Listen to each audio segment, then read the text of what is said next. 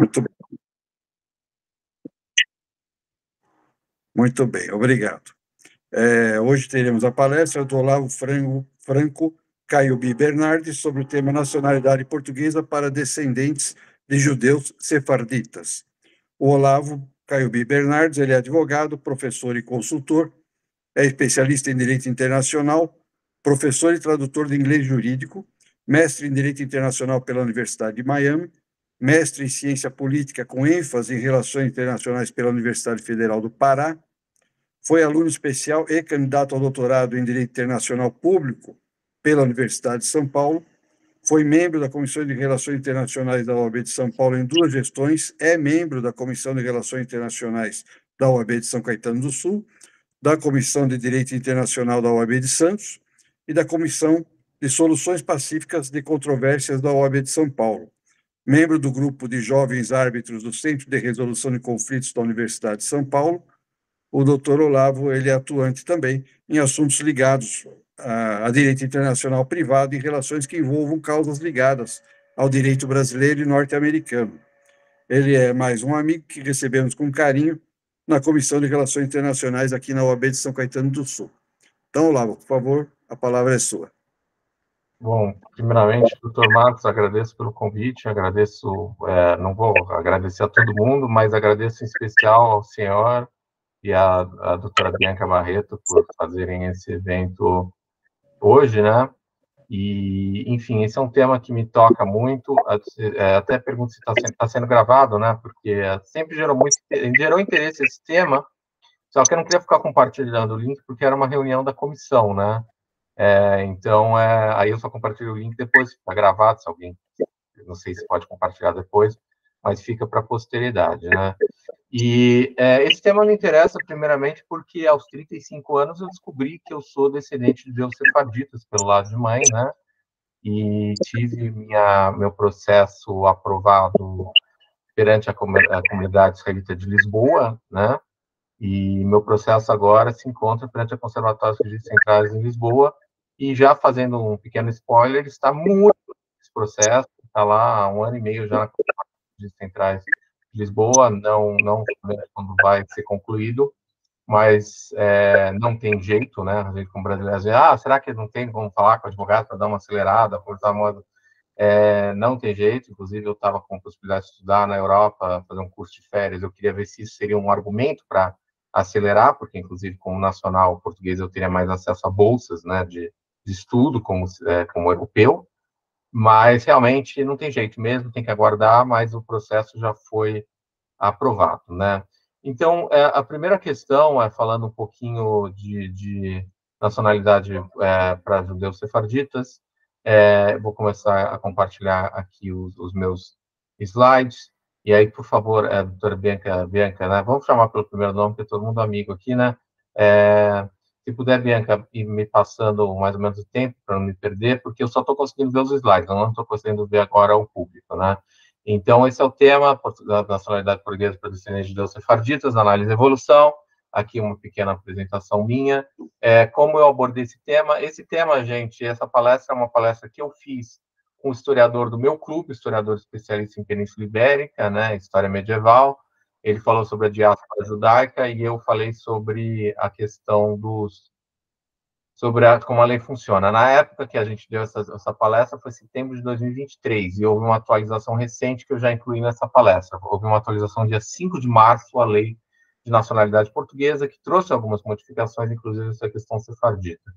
Então, a primeira questão que cabe mencionar é sobre os judeus sefarditas. Isso aqui é um quadro do Goya, né, o grande pintor Goya, né, que era espanhol, falou muito sobre a Inquisição na Espanha, né. É um pintor maravilhoso, tem até um filme maravilhoso chamado A Sombra de Goya, que eu recomendo, que mostra sobre a Inquisição na Espanha. Mas a Inquisição em Portugal tinha muitas questões de similaridade com a Espanha, justamente na tentativa de se manter combater esses desvios da fé, né? Como muitos sabem, podem saber, a Inquisição surge no contexto da Contra-Reforma, né? Você tem a Reforma Protestante, justamente com Martinho Lutero, que se espalha para alguns países da Europa do Norte, né, digamos assim, para a Alemanha, né, Finlândia, etc. E aí você tem justamente a Contra-Reforma, que surge com muita força na Espanha, né? E se espalha para outras partes do continente europeu. A Espanha, na época, era o grande país messiânico da Europa. Recorda-se, lutou contra vários outros países, inclusive a Inglaterra, que eram considerados hereges, né? E aí, justamente, como é que vem a aquisição na Europa, né? Falando mais especificamente na Península Ibérica. Judeus sefarditas, gente, por curiosidade, são judeus oriundos da Península Ibérica. Então, assim, existem outras denominações de judeus, como judeus... agora até esqueci o nome, mas aqui, se alguém souber, me traga. Asiades, esqueci agora, mas aqui são os judeus muito comuns na Rússia, etc., mas os sefarditas são os oriundos da Península Ibérica. Esse é o termo. Então, em 1492, os judeus foram expulsos da Espanha. Para quem não se lembra, houve a unificação dos tronos Isabel do Castelo e Fernando de Noronha, os reis católicos, eles expulsaram os judeus da Espanha e introduziram a Inquisição vindo de Roma, né? Do Vaticano para a Espanha. Alguns buscaram refúgios em Portugal. O rei Dom Manuel deu um apoio inicial para esses judeus em Portugal, porém, por pressões do reino da Espanha, que era o reino messiânico católico da época, o rei Dom Manuel fez um edito de expulsão dos judeus, obrigando-os a converter-se ou a serem expulsos por um prazo, em 1496.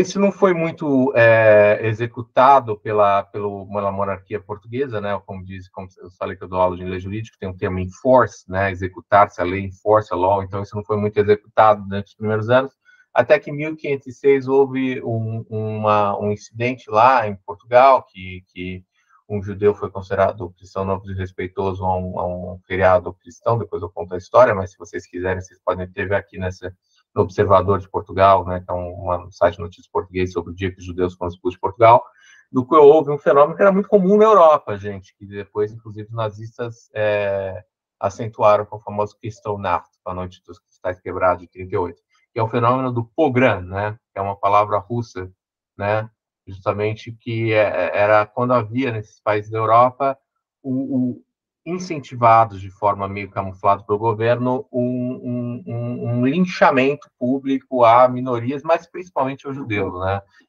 Tinham suas lojas quebradas, eram pedejados em praça pública, tinham suas casas pichadas. Isso acontecia na Europa inteira, que era antissemita, né? Durante grande parte da época moderna e contemporânea. E houve esse pogrom, e aí se tornou absolutamente inviável para judeus viverem em Portugal, né? O rei Dom Manuel teve que, inclusive, estabelecer a pena de morte, porque aquilo saiu de controle, e muitos judeus fugiram para o Novo Mundo, né? Justamente para viver uma vida camuflada, uma vida com uma nova identidade, assumindo-se uma nova identidade. Esses são os famosos cristãos novos, né? Que você já deve ter ouvido falar. A Inquisição foi estabelecida em Portugal, né, a partir de, acho que, salvo engano, 1506, justamente com a preservação da unidade religiosa, combater os direitos da fé, ou como diria a frase, o lema da Inquisição, ubi uni dominis e ubi uniciti religio. Onde há um Deus, pode haver apenas uma religião. Está errado aqui, que é una, né, mas depois eu corrijo isso. Mas onde há um Deus, pode haver apenas uma religião. Então, justamente, a Inquisição, aos judeus que se convertiam ao cristianismo, eles estavam destinados a viver uma vida como cidadãos de segunda classe, em Portugal, né? Ainda que fossem absolvidos em tribunais públicos da Inquisição, eles, pelo resto da vida, iam ter que usar uma tônica vermelha, dizendo que eram ex-cristãos, e, naturalmente, que isso tornava uma coisa inviável viver em Portugal ou na Espanha, etc. E, nesse sentido, eu recomendo um livro maravilhoso que foi muito influente para mim, que é o Arrancados da Terra, do Lira Neto, né? Historiador nordestino, lá da Lagoa, se não me engano, que escreve sobre justamente esses judeus que fugiram para o único país da Europa que permitia a liberdade religiosa, de se adorasse um único Deus, ainda cidadãos de segunda classe, mas não eram perseguidos, que era a Holanda, e vieram com a Holanda para Recife, quando houve a invasão holandesa em Recife. não permaneceram muitos anos com Maurício Nassau, foram expulsos com a retomada dos portugueses daquele território, e aí não conseguiram voltar para a Holanda e foram parar na colônia da América do Norte holandesa, que é Nova Amsterdã, atual Nova York. Alguns dos fundadores de Nova York, judeus sefardistas portugueses, em termos de direito, inclusive um jurista muito conhecido, maravilhoso, que tem uma faculdade no nome dele em Nova York, que eu até visitei há um tempo atrás, chamado Benjamin Cardozo. Então, uma curiosidade, vale muito a pena ver esses arrancados da terra para entender, inclusive, como era a perseguição aos judeus e como muitos preferiam assumir uma nova identidade e fugirem para o novo mundo.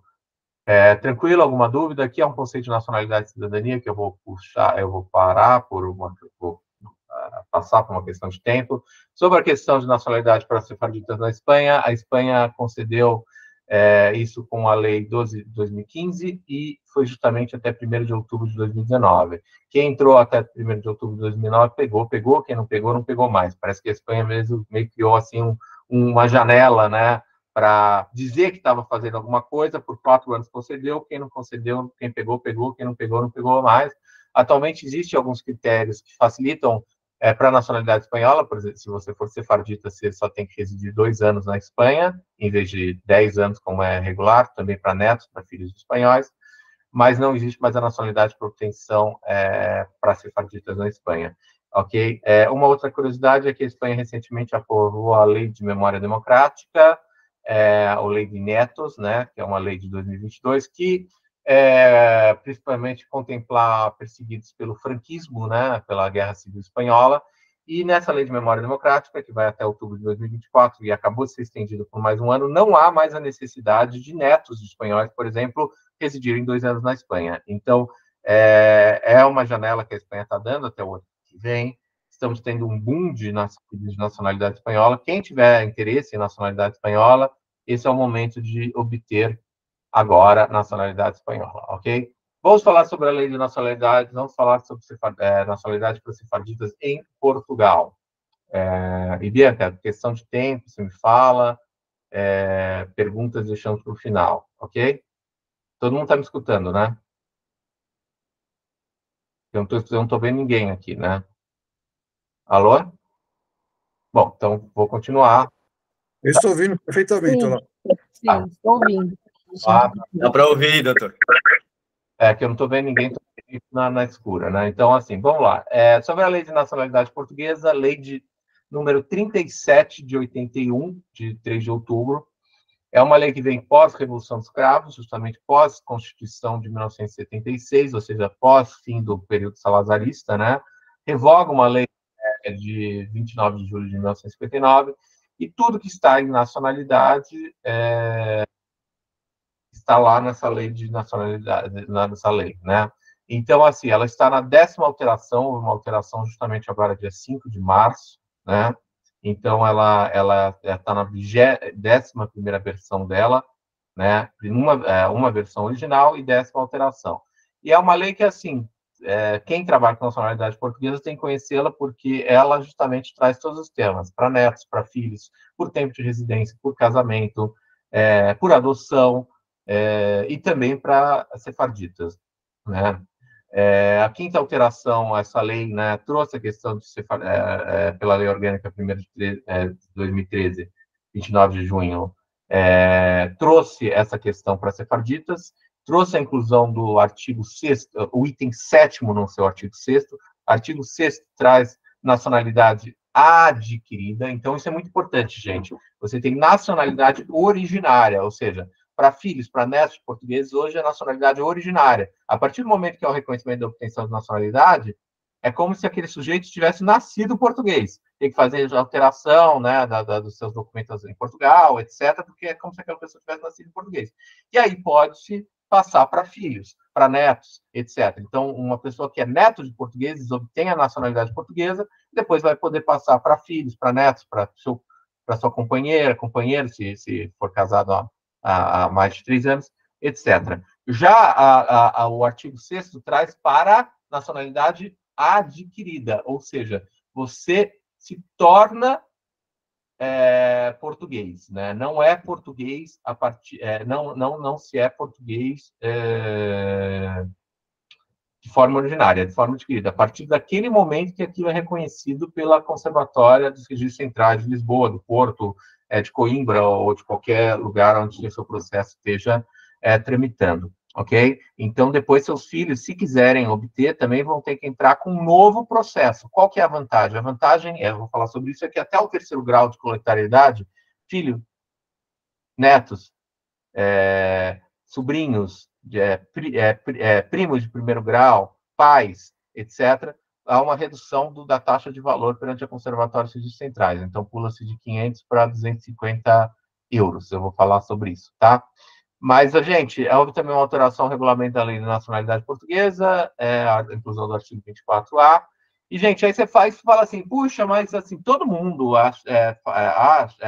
chega, fala, porque meu sobrenome é Oliveira, meu sobrenome é Pereira, meu sobrenome é Coelho, então eu devo ser sefardita, né? Devo ter essa ancestralidade, né? E aí, nesse sentido, gente, eu recomendo um artigo, um decreto muito bom. Doutor Marcos, quando eu dei essa palestra no ano passado, em setembro, que infelizmente não tive o prazer de ninguém da comissão aqui de São Caetano me prestigiar lá no meu clube, com o historiador, eu trouxe isso, e inclusive estava presente a doutora Sueli Garcês, presidente da Comissão de Direito Nacional da UB Santos, que veio para, né? E ela ficou muito interessada nisso, né? Porque ela também que é o Decreto-Lei número 30A de 2015, de 27 de fevereiro. Gente, para quem gosta de história como eu, vocês têm que ler esse decreto, gente. Doutora Bianca, fica à vontade de compartilhar os slides depois, porque esse decreto traz nomes que são possivelmente sefarditas, né? Seria como uma presunção júri tanto, né? Que é uma presunção que pode ser desconstituída por outras provas, mas tem lá trazendo os motivos da lei, tem lá trazendo alguns sobrenomes, tem lá trazendo onde tem comunidades sefarditas portuguesas em outras partes do mundo, no Brasil, no Canadá, nos Estados Unidos, enfim, em outras partes de outros continentes, né? E é um decreto bastante interessante, então eu recomendo a leitura dele, ok? Bom, para você, eu vou falar sobre como a lei era e como a lei virou agora com essas mudanças. Então, originalmente, você tinha que basicamente demonstrar, se você for maior, emancipado, faça a lei portuguesa, não tiver sido condenado com trânsito julgado, com pena igual ou superior a 3 anos, sempre por pena de crime, por crime punível segundo a lei portuguesa, não constitui perigo ou ameaça à defesa nacional, a segurança e defesa nacional, por crimes de práticas de terrorismo, e demonstre pertencer a uma comunidade sefardita de origem portuguesa, você podia obter essa nacionalidade, né? E aí vamos ver aqui, por exemplo, então vou pegar meu caso, sou maior de idade, sobre a questão de ser condenado. Como é que funciona condenado? Você vai ter que juntar certidões criminais dos países onde você residiu, né? Então, se você residiu no Brasil, se você residiu na Austrália, se você residiu na Espanha, se você residiu e tal, você vai ter que puxar certidões criminais e juntar isso no processo. Quando você levar isso para conservatórios de registros centrais, né? Isso daí é a segunda etapa do processo, né? Também demonstrar que você não está em nenhuma lista de terrorista, etc. E aí, esses são os requisitos que você precisava demonstrar. E aí, demonstrar também que você pertence a uma comunidade separatista de origem portuguesa. Como é que você demonstra isso? Você demonstra isso através, principalmente, de testemunhos, de documentação histórica, etc., que isso vai ser apresentado perante uma das comunidades sefardistas portuguesas. E basicamente são duas, ou a comunidade israelita de Lisboa ou a comunidade israelita do Porto. Eu apresentei perante a comunidade israelita de Lisboa, apesar de, por curiosidade, parte da minha ancestralidade ser do Porto, não de Lisboa. Mas por que apresentei em Lisboa e não no Porto? Porque Lisboa costumava ser mais flexível à comunidade israelita do Porto, que passou por alguns escândalos, que a gente, inclusive, vai ver, costumava ser mais ortodoxa com essa questão de obtenção de nacionalidade, ok? Então, esse é o item 7, artigo 6º, que foi incluído, né, os descendentes de judeus sefarditas portugueses, através da alimentação e tradição de pertencer a uma comunidade sefardita. Beleza. Então, observações, demonstrável por todos os meios de provas cabíveis, relatório genealógico, prova mais utilizada, comprovação de ancestralidade geração por geração, e da preservação dos cursos e tradições judaicas. Isso é muito importante, gente, porque não basta demonstrar que o seu ancestral era sefardita. Você vai ter que demonstrar que, no caso, e foi meu 14º avô, tinha uma conexão com todos os meus ancestrais até mim. Então, se vocês forem ver meu relatório da CIL, está lá, meu 14º avô, Jerônimo Pedroso, que foi condenado pelo Tribunal de Évora. Havia 3 tribunais de inquisição em Portugal, Coimbra, Évora e Lisboa, por curiosidade.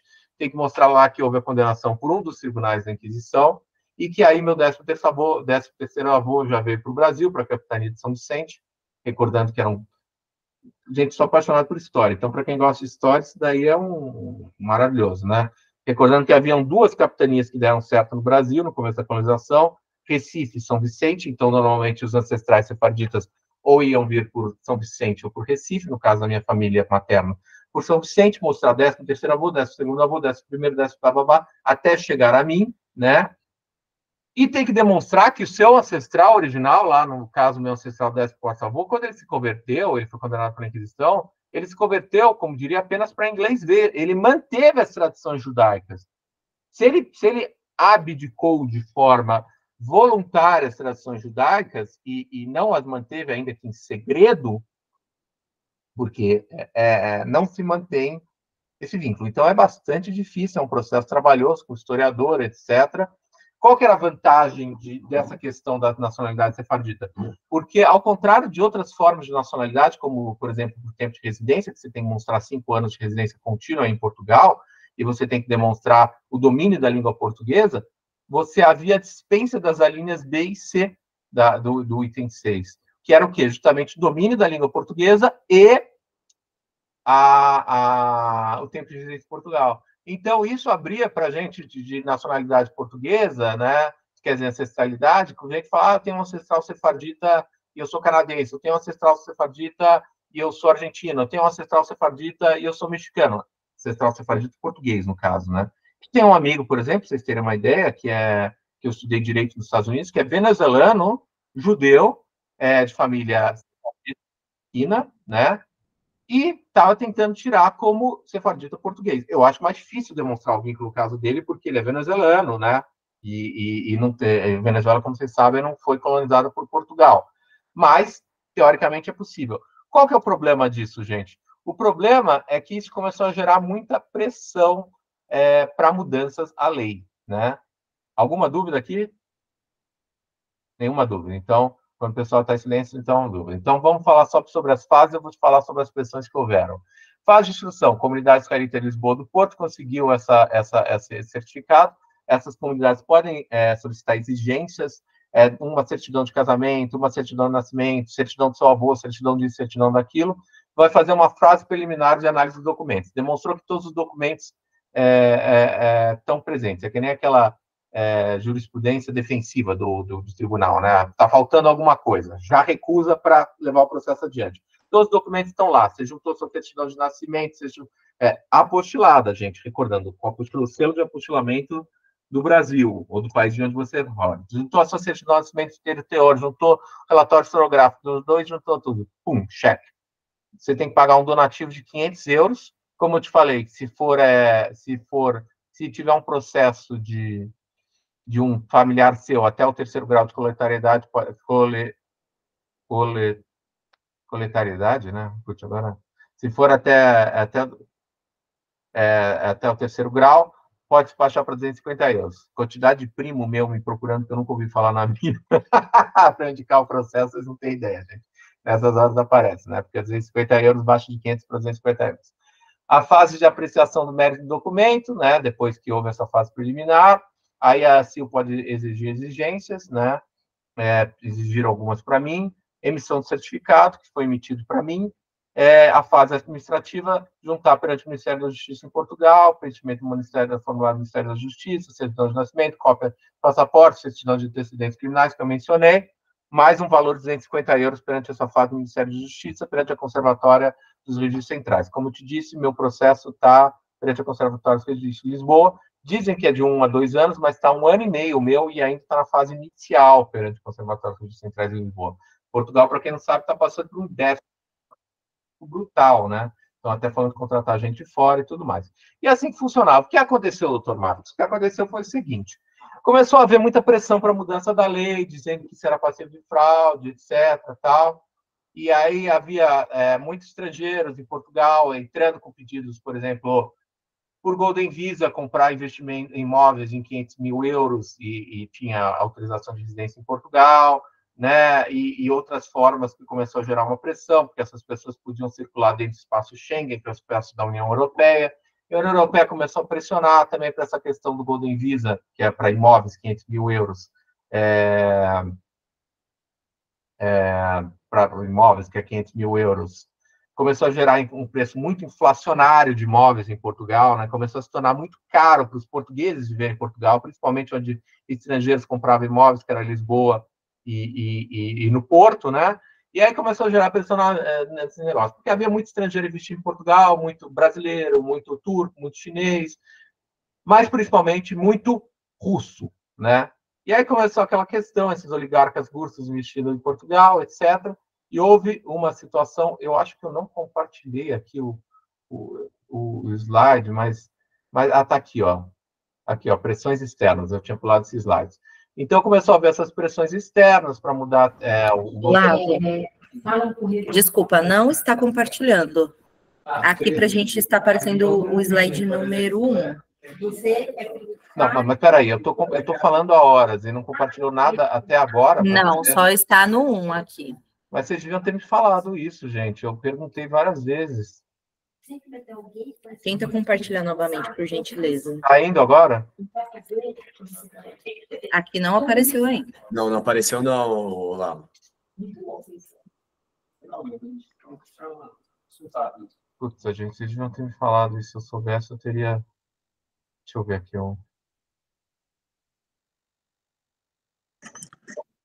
Eu, como estou no celular, eu via bem pequenininho aqui, então não dá para ver se estava mudando ou não. Tá mudando? Tá mudando? Não. Pula o slide, isso. Agora mudou. Tá mudando agora? Mudou. Mudou uma vez? Tenta de novo. Tá mudando agora? Não, tá fixo. Tá no número 4. Muda para outro. Isso, apareceu um outro. Caiu. Agora voltou. Calma aí, eu vou tentar compartilhar aqui de novo. Tá mudando? Ó, primeiro slide, tá mudando pro segundo? Não está aparecendo. Mudou ou não mudou? Não está aparecendo. Não mudou. Dá só para ver. Bianca, abre no seu, por favor. Bianca, abre no seu, por favor.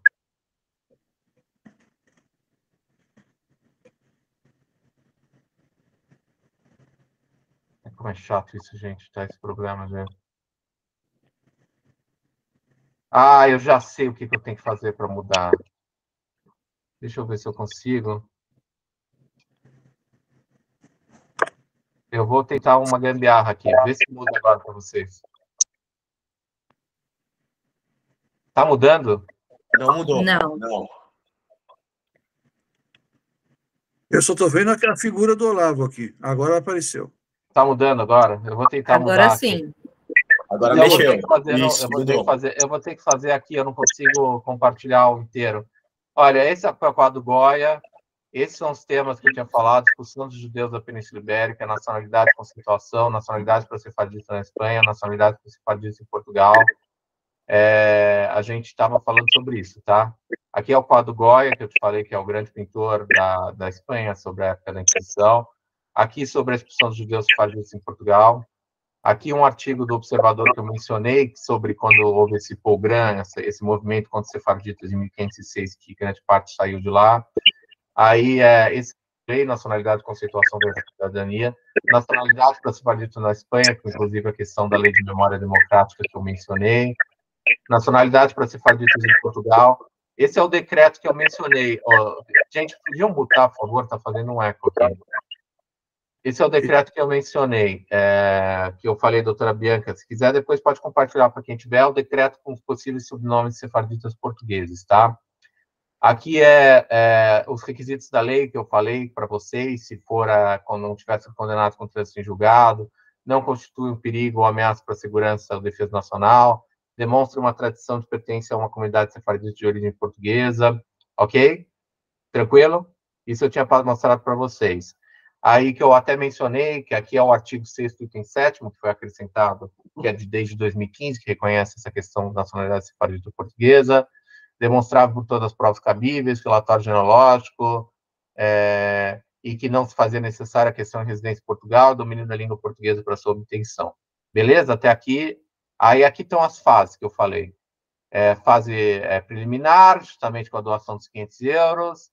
a fase de apreciação, aí sai o certificado da CIL, aí vai para Conservatório de Registros Centrais, Ministério da Justiça, que você tem que apresentar 250 euros, juntar a documentação, juntar o relatório e a certidão de antecedentes criminais, ok? Tranquilo? Ok. Então vamos agora, mudanças recentes na lei. Então começou a gerar muita pressão da União Europeia, né? Porque e agora está gerando pressão também que a Portugal tem, por exemplo, visto para membros de países de comunidade de língua portuguesa. Então o cara é da Angola, de sei lá o quê, entra em Portugal, pode ficar em Portugal mais de 4 meses, né? Mais do que o tempo permitido como turista e quer ficar circulando pela Europa. E aí isso está gerando pressão da União Europeia. E gerou originalmente com essa questão do Golden Visa, né? A atividade com investimento com essa questão de imóveis, está muito caro para portugueses comprarem imóveis em Portugal, e aí muita questão da Rússia, né? Veio a guerra na Ucrânia e todos os custos com o negócio do planeta em Portugal começaram a ter seus negócios vasculhados. Começou-se a ter uma pressão para mudança na lei, veio a guerra na Ucrânia e resolveram investigar os negócios russos em Portugal. E descobriram que o Abramovich, para quem não sabe, Roman Abramovich, dono do Chelsea, um dos homens mais ricos do mundo, né, russo, tinha obtido nacionalidade como judeu sefardita português. Aí você fala, mas o que uma coisa tem a ver com a outra, né? O cara é russo e é judeu sefardita português, né? Descobri o termo aqui, gente. Azequenazi, depois eu vou escrever, judeus azequenazes, que é uma outra denominação, que são judeus da Europa Central. Aí fala, o cara é russo e é judeu sefardita, né? Tem alguma coisa estranha. Descobriram que o Abramovich pagou um rabino no Porto, né? E aí isso gerou um escândalo em Portugal e foi o estopim para eles mudarem a lei finalmente, né? Por que o Abramovich, que é um dos homens mais ricos do mundo, pagou um rabino em vez de comprar um imóvel em Lisboa e no Porto e obteve autorização de residência em Portugal, que ele só tinha que permanecer, diga-se de passagem, 1 semana por ano em Portugal? Não sei. Acredito que porque, como ele tinha lá os negócios na Rússia, ele preferia fazer isso, porque ele já se tornava nacional português, e aí, caso tivesse sido extraditado para a Rússia, ele tinha proteção como nacional português, entendem? Se ele tivesse residência por investimento imobiliário, ele não teria isso, né? Mas, enfim, o fato é que mudaram a lei, e aí, a partir de setembro de 2022, houve uma mudança com o decreto 26 de 2012, que trouxeram critérios adicionais, e se tornou muito mais difícil para obter nacionalidade portuguesa pelo caminho sefardita. Então, agora, entre outros requisitos que têm que ser apresentados perante a comunidade de centrais, você tem a titularidade transmitida causa da morte de direitos reais sobre imóveis sítios em Portugal e de outros direitos pessoais de gozo ou de participações sociais em sociedades comerciais ou cooperativas sediadas em Portugal, deslocações regulares ao longo da vida do requerente em Portugal, quando tais fatos demonstram uma ligação efetiva e duradoura a Portugal. Aí é essa aberta a interpretação, gente. O que é deslocações regulares ao longo da vida? É ir para Portugal 1 vez por ano, 2 vezes por ano, ter um escritório em Portugal.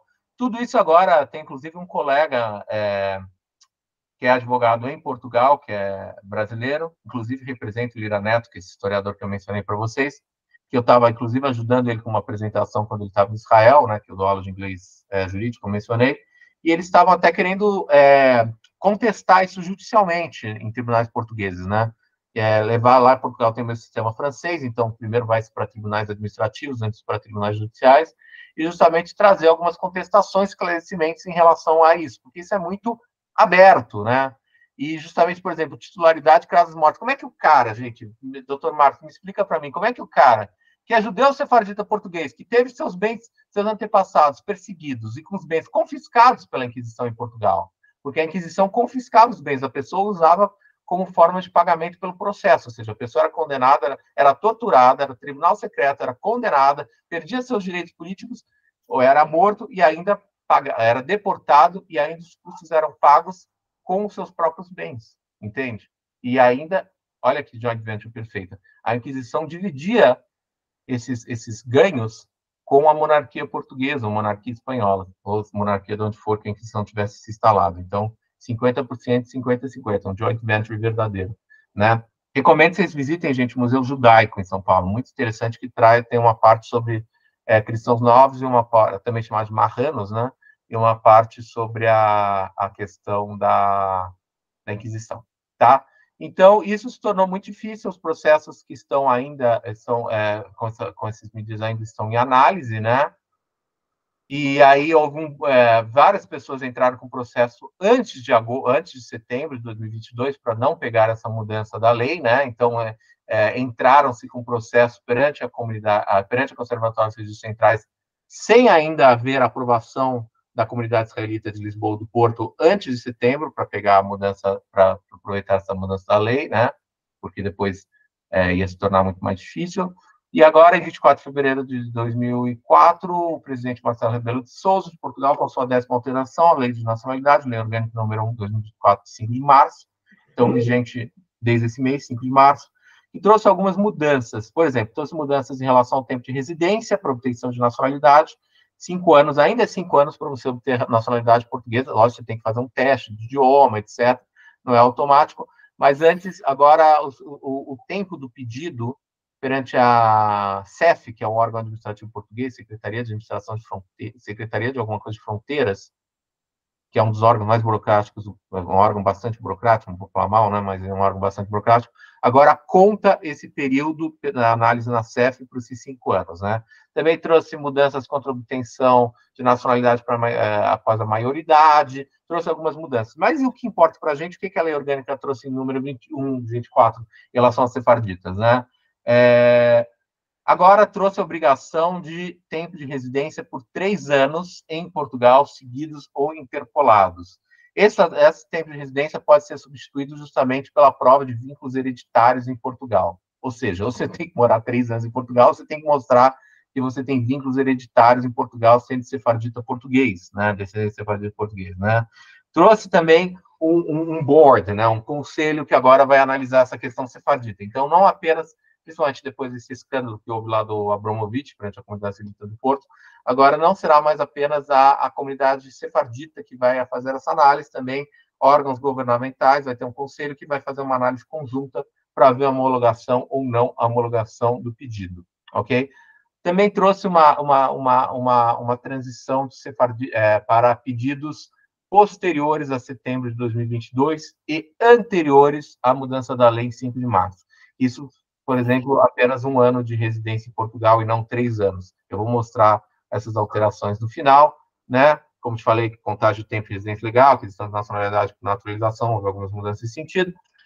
E assim, só para vocês entenderem, desculpa se eu estou falando muito rápido, porque eu sei que o tempo é curto, né?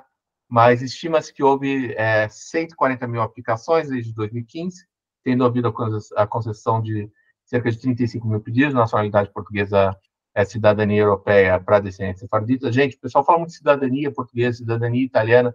Eu não gosto desse termo, porque você é nacional do país, você tem um vínculo jurídico com aquele país, e você é cidadão europeu, porque você vai poder exercer uma série de direitos e deveres no espaço Schengen na Europa Ocidental, como, por exemplo, residir naquele país. Tá? Mesma coisa, nacional uruguaio, cidadão do Mercosul. Okay? Então, houve mudanças para a questão da nacionalidade portuguesa, cidadania europeia, ainda os pedidos estão em análise, né? E só mencionar Portugal tem outros caminhos, como, por exemplo, para nômades digitais, a pessoa poder demonstrar um rendimento e poder ficar residindo em Portugal trabalhando lá, né? Membros da comunidade paisana portuguesa, entre outros caminhos. Mas é assim que se encontra atualmente. Então, você pode ver aqui a mudança da lei, está bem pequena, mas assim, demonstra. Então, considera a nacionalidade e tal, dentro dos requisitos, sem as linhas B e C, ou seja, o tempo de residência e tal, desde que demonstre, língua portuguesa, desde que demonstre um vínculo à comunidade portuguesa, tenham residido legalmente em território português por mais de 3 anos, seguidos ou interpolados, pelo menos 3 anos seguidos ou interpolados, pertençam, aí, por exemplo, aqui, ó, que é sujeito a homologação final por uma comissão de avaliação nomeada pelo membro do governo responsável pela área da justiça, integrando representantes de serviços competentes em razão da matéria, investigadores ou docentes em instituições de ensino superior e institutos sefarditas, são membros de universidades, por exemplo, eu conheci um professor que era especialista nesse tema, até pensei em fazer meu relatório com ele, da Universidade de Coimbra, então membros de universidades, da comunidade acadêmica, do governo e representantes da comunidade judaica com status de pessoa coletiva religiosa, radicados em Portugal. Leia-se Comunidade Israelita de Lisboa do Porto. Ok? Aí, sem prejuízo do regime vigente até a entrada em vigor da Lei 26 de 2022, em relação aos requerimentos apresentados entre 1º de setembro de 2022 e a entrada em vigor da presente lei, o governo pode conceder a nacionalidade para titularidade transmitida das casas-mortes de direitos reais sobre imóveis sítios em Portugal, realização de deslocamentos regulares ao longo da vida dos requerentes em Portugal que atestem uma ligação efetiva duradoura a Portugal, ou titularidade de autorização de residência em Portugal há mais de 1 ano. Então, essas regras de transição para pedidos entre setembro de 2022 e até o presente momento dessa lei, que entrou em vigor a partir de 5 de março. Então, a partir de 5 de março, gente, vocês têm que, no mínimo, viver 3 anos em Portugal para obter a nacionalidade, e agora está sujeito a uma análise por membros de várias entidades portuguesas, não apenas a comunidade sefardita de Portugal. Tranquilo? Então, olha, esse daqui foi um... Esse daqui eu já tinha demonstrado, né? Será que eu copiei o mesmo slide? Eu vi uma... Depois eu tenho que ajustar, Bianca, para passar para você. Mas, enfim, essas são as fontes que eu te passei sobre os dias que os judeus foram expulsos de Portugal. Portugal detém rabino que avaliou a cidadania para Abramovich. Cidadania portuguesa para judeus sefarditas, aqui um pequeno manual, esclarecimento. Nova alteração de nacionalidade e suas implicações. Um artigo recente do Conjur que eu recomendo, que trazem algumas alterações nesse sentido. Bom, gente, aqui estão as minhas... Vocês estão vendo, está mudando os slides para vocês, né? Sim. Então, aqui é a minha apresentação, nome, sobrenome, também do Instituto de Inglês Jurídico, precisando do trabalho com nacionalidade portuguesa, italiana, espanhola, principalmente, e também com visto nos Estados Unidos. Trabalho também com regularização de estrangeiros no Brasil, né? Análise de contratos, né? Também com o ciclo internacional, e também dou aula de inglês jurídico. Tem meu Wikitree aqui, advogado, professor, especialista em direito internacional, professor de inglês jurídico. Então, é isso, gente. Encerro por aqui. Se tiver alguma dúvida, fique à vontade de anotar. Doutor Marcos, doutora Bianca, se alguém quiser fazer alguma pergunta, estou à disposição para esclarecimento. Está aberto aí aos presentes. Alguma dúvida?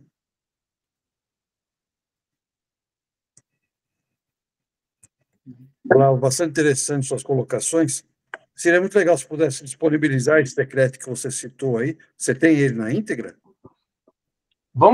Quer compartilhar ele agora, para a gente dar uma olhada nele? Eu vou abrir ele aqui na tela, e aí a gente pode vê-lo. Ele é um decreto bem interessante, para quem é apaixonado por história, ele é um must-be aqui. Aqui, achei. Calma aí. Ctrl+C, interromper compartilhamento. Eu vou fechar aqui os slides. Voltei. Deixa eu pôr só no Google, e aí a gente já abre ele, para vocês darem uma olhada. E aí, doutor Marcos, eu pediria que o senhor fizesse a honra de ler o inicial. Então, vamos vê-lo aqui. Às vezes é bom quando tem pergunta significa duas coisas, ou que as pessoas não entenderam nada, ou que entenderam tudo, né? O tema é extenso, é natural que a gente pode discutir processo aqui, porque é complicado é bastante complicado mesmo. Mas, naturalmente, as dúvidas que o pessoal tiver aí, seria bom colocar. Eu particularmente, nunca tive nem consulta a respeito, desconhecia essa brecha, inclusive. É um direito, não é uma brecha, né? É um direito. Mas vamos falar aqui. Doutor Marcos, consegue ler? Não consigo, está muito pequeno. Eu estou no celular, aqui é muito pequeno para mim enxergar. Eu vejo que Alguém quer ler? Eu não estou conseguindo ver, não, Olavo. Como é que eu faço para aumentar mesmo o tamanho na tela? Olá, mas para a gente ler o decreto aqui vai demorar muito tempo. Não, é só a primeira parte, Tá. Eu consigo aumentar, mas não o suficiente para ler. Como é que eu faço para aumentar? Como é que eu faço para aumentar a tela? Tem um scroll drive, alguém sabe só? Não sei. Depende. Aumentar tela. Aumentar a fonte, você diz? Ah, não, aumentar a tela. Aumentar, diminuir a tela do PC, gente. Ctrl C, sinal de mais. Põe, o Ctrl mais. Ah, gente, só tem advogado aqui, ninguém consegue dar um esclarecimento jurídico. Ó. Né? Vê o Ctrl mais. Lê aí pra gente, então, Caio. É o doutor Caio que tá falando, né? Alguém quer ler? Lê para mim, alguém, por favor, só para uma curiosidade.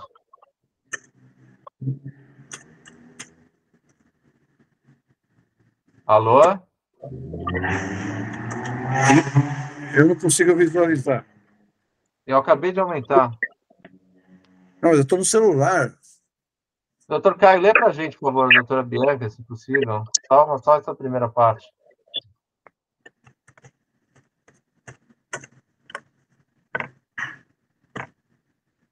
Bom, eu vou ler, então. Procede a segunda alteração ao regulamento da Lei de Nacionalidade Portuguesa, aprovado pelo Decreto-Lei nº 237-A de 2006, de 14 de dezembro, permitindo a concessão de nacionalidade portuguesa por naturalização a descendente de judeus sefarditas. Certeza que ninguém quer ler? Eu posso ler agora. Agora eu abri no computador pelo Google aqui. Então, lê, por favor.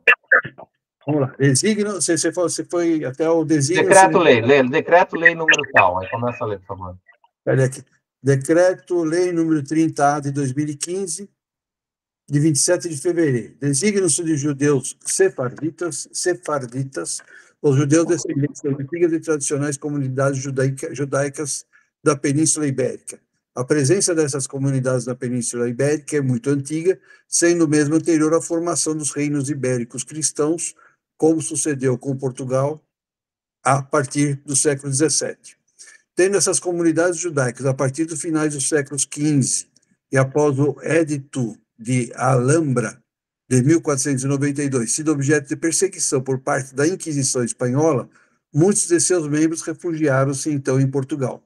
Porém, o rei Dom Manuel, que inicialmente havia promulgado uma lei que lhes garantia proteção, determinou, a partir de 1496, a expulsão de todos os judeus sefardistas, também conhecidos como marranos, que não se sujeitassem ao batismo católico. Assim, numerosos judeus sefarditas foram expulsos de Portugal nos finais do século XV e início do século XVI.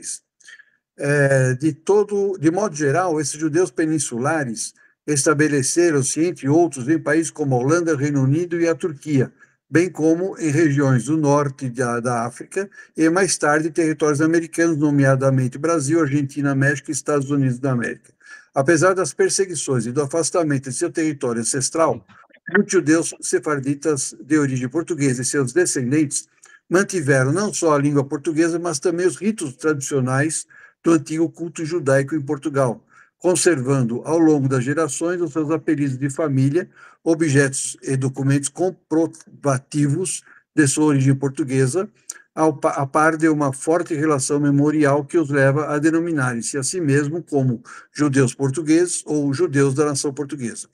Se quiser continuar lendo, fica à vontade, mas assim, só aqui você tem justamente alguns lugares com comunidades sefarditas, por exemplo, Sinagoga Shirat Israel de Nova York, que eu, inclusive, tive a oportunidade de visitar, diga-se de passagem, que fica em Manhattan, né, perto do Central Park, Sinagoga do Torre em Newport, Rhode Island, Sinagoga Portuguesa de Montreal, Sinagoga Susur Israel de Recife. Para curiosidade, gente, a primeira sinagoga das Américas foi em Recife, com a invasão holandesa, que os judeus portugueses vieram para Recife.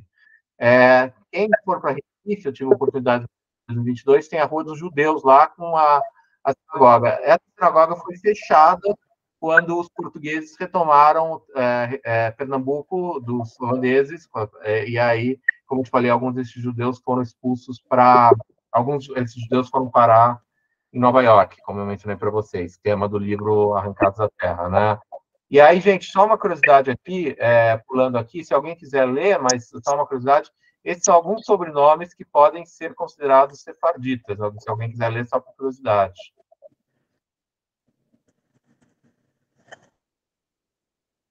Quer ler, doutor Marcos, só para ver? Para mim está falhando aqui. Onde é que nós paramos? Tá, eu estou grifando, na diáspora da Holanda. Quer ler, doutora Bianca? Eu não consigo, pelo grifado, eu não leio, porque eu estava lendo no meu computador no Google. Quer ler, doutora Parceria. Bianca? Alguém quer ler, doutor Caio? Né? Olavo, grifa novamente. Eu vou tirar um print, depois eu vou mandar lá no grupo para o pessoal. Mas lê para a gente, por favor. Só um instante. Qual é o parágrafo? Como começa? Deixa uma moça ler, porque agora tudo tem que ter também um...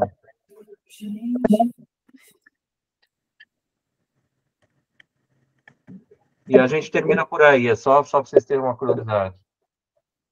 Tá. Eu estou postando no grupo a íntegra do decreto, tá? Em PDF. Tá, e aí, se alguém quiser ler aqui, na diáspora da Holanda e Reino Unido subsistem.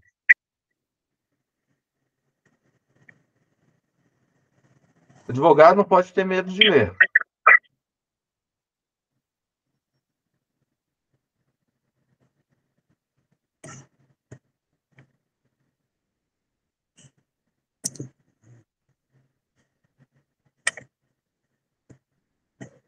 Ninguém vai ler?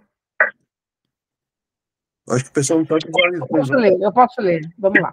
Na diáspora da Holanda e Reino Unido, subsistem, entre outros, apelidos de família como Abrantes, Aguilar, Andrade, Brito, Bueno, Cardoso, Carvalho, Castro, Costa, Coutinho, Dourado, Fonseca, Furtado, Gomes, Gouveia, Granjo, Henriques, Lara Marques, Melo e Prado. Melo e Prado, Mesquita, Mendes, Neto, Nunes, Pereira, Pinheiro, Rodrigues, Rosa, Sarmento, Silva, Soares, Teixeira e Teles. Já na diáspora da América Latina, mantém-se, por exemplo, também, entre outros apelidos, Almeida, Avelar, Bravo, Carvajal, Crespo, Duarte, Ferreira, Franco, Gato, Gonçalves, Guerreiro, Leão, Lopes, Leiria, Lobo, Lousada, Machorro, Martins, Montesino, Moreno, Mota, Macias, Miranda, Oliveira, Osório, Pardo, Pina, Pinto, Pimentel, Pizarro, Querido, Rei, Ribeiro, Salvador, Torres e Viana. Para além disso, noutras regiões do mundo, existem igualmente descendentes de judeus sefarditas de origem portuguesa que conservam, para além dos acima indicados, entre outros, os seguintes apelidos: Amorim, Azevedo, Álvares, Barros, Basto, Belmonte, Cáceres, Caetano, Campos, Carneiro, Cruz, Dias, Duarte, Elias, Estrela, Gaiola, Josué, Lemos, Lombroso, Lopes, Machado, Mascarenhas, Matos, Meira, Melo e Canto, Mendes da Costa, Mirão, Mourão, Morões, Mota, Moucada, Negro, Oliveira, Osório, ou Osório com Z, Paiva, Pilão, Pinto, Pessoa, Preto, Souza, Vaz e Vargas. E para além dos apelidos familiares e do uso da língua portuguesa, designadamente nos ritos há descendentes de judeus sefarditas portugueses que ainda hoje falam entre si o ladino, língua usada pelos sefarditas expulsos de Espanha e de Portugal no século XV, derivada do castelhano e do português, e atualmente falada por cerca de 150 mil pessoas em comunidades existentes em Israel, Turquia, antiga Iugoslávia, Grécia, Marrocos e nas Américas, entre muitos outros locais. Obrigado, doutora. É só isso mesmo para vocês terem uma ideia. Uma coisa que é interessante aqui observar, gente, é que, por exemplo, está vendo Osório ou Osório com Z. Para quem trabalha com nacionalidade estrangeira, né, tem um neto, é neto de italiano, o seu cliente é neto de italiano, ou de português, ou espanhol, o que for. Muitas vezes existe essa mudança de grafia, né? Às vezes o nome era José, vira José com S, era Giuseppe, vira José, ou tinha um sobrenome com Z e vira com S. O meu bisavô, por exemplo, parte de mãe era de Oliveira, e hoje em dia a grafia é Oliveira, né? Então, isso daí... então, tem a sobrenome separada de Franco, Oliveira, entre outros, né? Só isso por parte da minha mãe, por meu avô paterno. Mas há essa mudança de grafia, às vezes não causa problema nenhum. Isso vai depender muito da situação concreta e da análise concreta, se haver uma necessidade de retificação dos seus certificados, dos seus avós, bisavós, etc. Isso daí, porque no final, o que vocês têm que pensar como advogados é que você tem que convencer a pessoa que vai autorizar, né? Seja o funcionário da uma conservatória, seja um juiz, entendeu? E justamente o que precisa demonstrar esse vínculo, e eles vão, às vezes, exigir alguns documentos adicionais para demonstrar esse vínculo. Por exemplo, no meu caso, pediram a certidão de casamento dos meus avós maternos, que foi difícil de obter, né? E não sei porque também perguntaram do meu bisavô, do qual tem o mesmo nome, meu bisavô Lavo faleceu. Tive que procurar achar a certidão de óbito dele. Então, precisa ter um processo mais claro possível, justamente daí o uso de um genealogista, etc. Seja tanto para a questão sefardita, seja porque você tem um bisavô italiano, português, o que for, para demonstrar essa ancestralidade. Enfim, é isso que eu queria dizer. Se alguém tiver alguma dúvida, alguma curiosidade, estou à disposição. Dúvidas? Não, está claro, está bastante claro. Eu tenho uma dúvida ainda, agora mais no sentido prático, Olavo. Diante da mudança da lei de 2022, você acha que trabalhar com o reconhecimento da nacionalidade para terceiros, como filão de mercado, ainda é algo interessante, ou você acha que isso aí ficou muito difícil de trabalhar diante da nova legislação? Então, eu até queria perguntar para esse meu colega, para o Renato, que é especialista na questão sefardita, inclusive, curiosidade, eu o preparei, ele estava em Israel, ia dar uma palestra numa feira em Tel Aviv sobre essa questão de nacionalidade para sefarditas, né? E aí eu estava ajudando a preparar a apresentação dele e houve aquele pequeno episódio do Hamas, né? E a feira foi cancelada e ele teve que voltar para Portugal e tudo mais, né? Mas eu sei que ele, inclusive, pretendia judicializar essa questão e até tinha curiosidade, porque até onde eu sei, como eu trouxe, foram aprovados 35 mil pedidos, né, de 140 mil que foram trazidos. Mas isso é anterior à mudança da lei, né, em setembro de 2022. Eu acho que não houve novos pedidos aceitos desde então. Eu até preciso fazer uma análise concreta para verificar a viabilidade. Porque, assim, se você reside 3 anos em Portugal, você não precisa ser sefardita para obter a nacionalidade, entendeu? Se você tiver autorização de residência em Portugal e estiver residindo lá, você vai poder obter a nacionalidade depois, entendeu? Você não precisa ser sefardita para isso. Então, tornou-se bastante limitado, realmente. Agora, a minha curiosidade, eu vou ver se eu acho algum dado sobre isso, posso trazer, é quantos casos foram aprovados de mudança da lei, né? Legal. Na medida que você tiver informações, matéria, vai postando para a gente no grupo. Sempre é interessante a gente ter esse material, né?